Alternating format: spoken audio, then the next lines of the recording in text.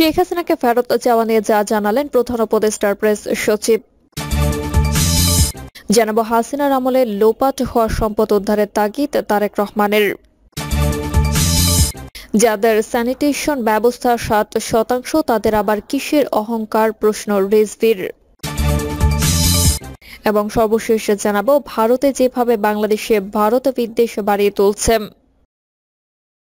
এতক্ষণ শুনলেন সংবাদ শিরোনাম, এবারে বিস্তারিত। শেখ হাসিনাকে ফেরত চাওয়া নিয়ে যা জানালো প্রধান উপদেষ্টার প্রেস সচিব। ভারতের সঙ্গে প্রত্যাপন চুক্তি অনুযায়ী কিছু আইনি প্রক্রিয়ার পর শেখ হাসিনাকে ফেরত চাওয়া হবে বলে প্রধান উপদেষ্টার প্রেস সচিব শফিকুল আলম জানিয়েছেন। শফিকুল আলম বলেন, শেখ হাসিনা প্রত্যাবর্তনের বিষয়ে আমাদের সরকারের অবস্থান খুব স্পষ্ট। আমরা তাকে দেশে ফিরিয়ে আইনের আওতায় বা সম্মুখীন করতে চাই।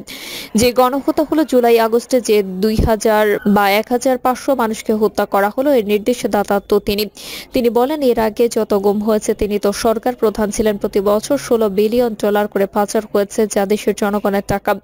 এসবের জন্য তাকে আইনের আওতায় আনা আমাদের প্রতিশ্রুতি।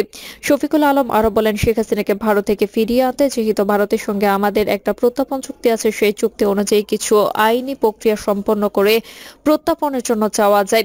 আওয়ামী লীগের বিভিন্ন পেজে গুজব ছড়ানো হচ্ছে, সেগুলোর বিষয়ে সরকার শক্ত অবস্থানে যাবে কিনা এমন প্রশ্নে শফিকুল আলম বলেন, এখানে মেটার হয়ে তৃতীয় পক্ষ তদন্ত করে তারা দেখছে কোথা থেকে অপতথ্য ছড়ানো হচ্ছে। অনেক সময় রাষ্ট্রের পক্ষ থেকে তাদের নজরে আনা হলে তারা রাষ্ট্রকে সংশয়ের চোখে দেখে।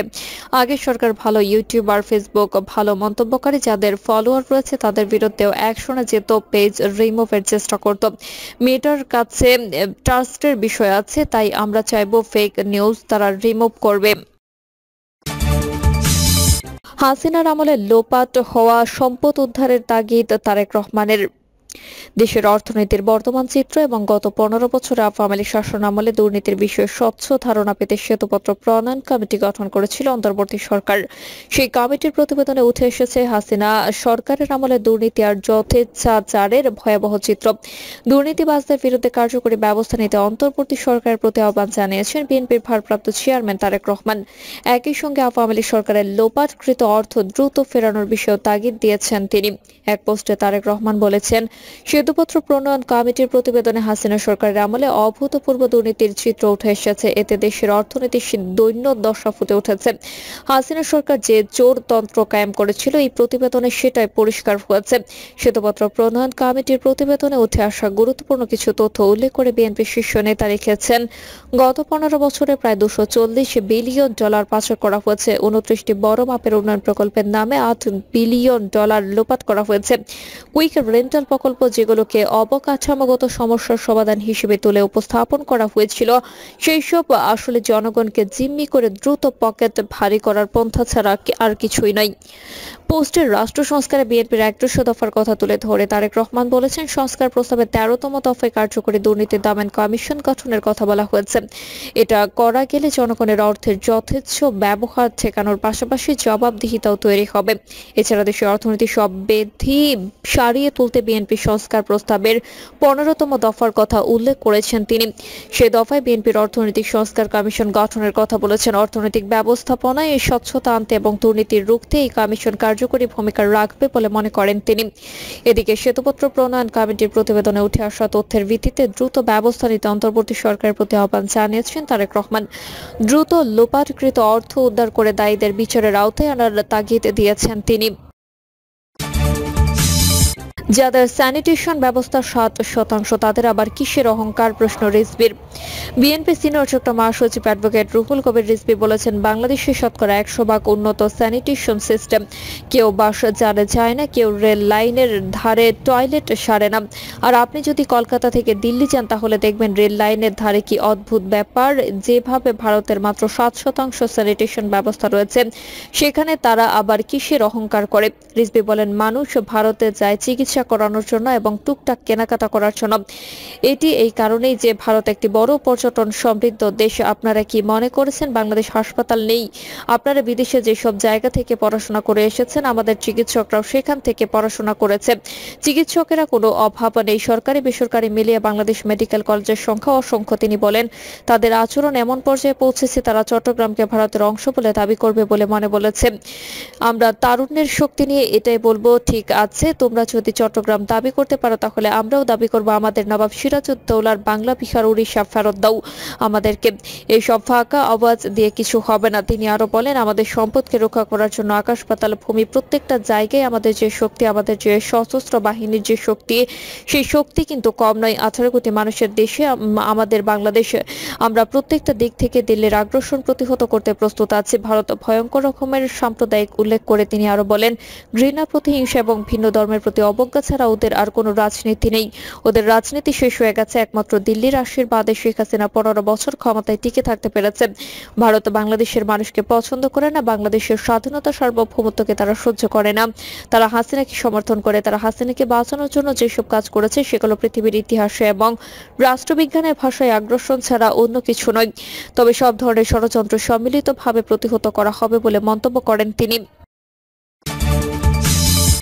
ভারতে যেভাবে বাংলাদেশ ভারত বিদ্বেষ বাড়িয়ে তুলছে, বাংলাদেশের সঙ্গে এই মুহূর্তে ভারতের সম্পর্ক ঠিক স্বাভাবিক নয়। বিশেষ করে ছাত্র জনতার আন্দোলনের মুখে আগস্ট মাসে শেখ হাসিনা ভারতে পালিয়ে যাওয়ার পর দুই দেশের মধ্যে সম্পর্কের অবনতি হতে শুরু করে।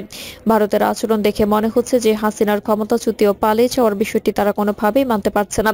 সম্প্রতি বহিষ্কৃত ইসকন নেতা ও সনাতনী জাগরণ জোটের মুখপাত্র চিন্ময় কৃষ্ণ দাসকে আটকের পর সম্পর্কের আরো অবনতি হয়েছে। আগরতলায় বাংলাদেশ মিশরে উগ্র হিন্দুবাদীরা হামলা করেছে, ভাঙচুর করেছে এবং আমাদের জাতীয় পতাকায় আগুন দিয়েছে। ঘটনা ঢাকায় ভারতীয় হাইকমিশনারকে তলব করেছিল বাংলাদেশ সরকার।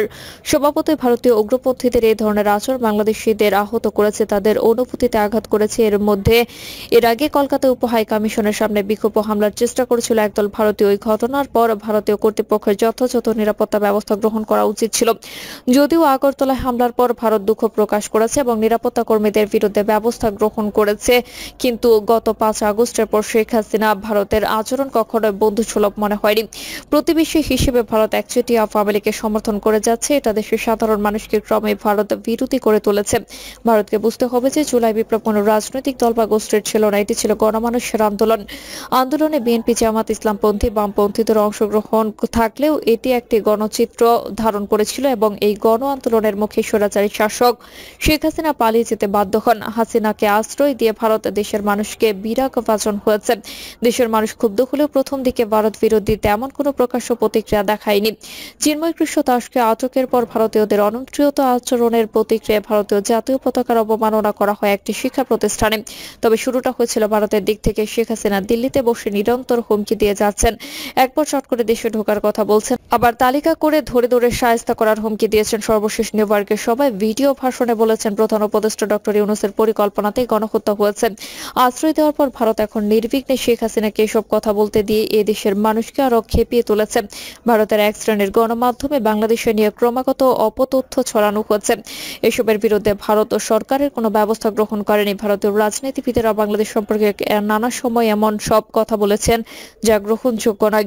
চিন্ময় আটক হওয়ার পর ভারতের পররাষ্ট্র মন্ত্রণালয় বিবৃতি দিয়েছে, কিন্তু ভারত কোনো মুসলিম ধর্মীয় বা রাজনৈতিক নেতা আটক হলে বাংলাদেশে বিবৃতি দেয় না। রাজনৈতিক রীতি অনুসারে দেওয়ার প্রয়োজনও মনে করেন না। কিন্তু এসব বিষয়ে ভারতের সরকার ও রাজনীতিবিদেরা কূটনৈতিক রাজনীতি তোয়াক্কা করেছেন না। ভারতে এক শ্রেণীর সংবাদ মাধ্যম বা গণমাধ্যমে বাংলাদেশ নিয়ে ক্রমাগত অপতথ্য ছড়ানো হচ্ছে। এইসবের বিরুদ্ধে ভারত সরকার কোনো ব্যবস্থা গ্রহণ করেনি। ভারতীয় রাজনীতিবিদেরা বাংলাদেশ সম্পর্কে নানা সময় এমন সব কথা বলেছেন যা গ্রহণযোগ্য নয়। চিন্ময়ের আটক হওয়ার পর পশ্চিমবঙ্গের বিজেপি নেতা শুভেন্দু অধিকারী বাংলাদেশের সীমান্ত ঘেরাওয়ের হুমকি দিয়েছেন। পেঁয়াজ, আলু পাঠানো বন্ধ করে দেবেন বলেছেন। মুখ্যমন্ত্রী মমতা বন্দ্যোপাধ্যায় বাংলাদেশের শান্তিরক্ষে পাঠানোর মতো উদ্ভট কথাও বলেছেন।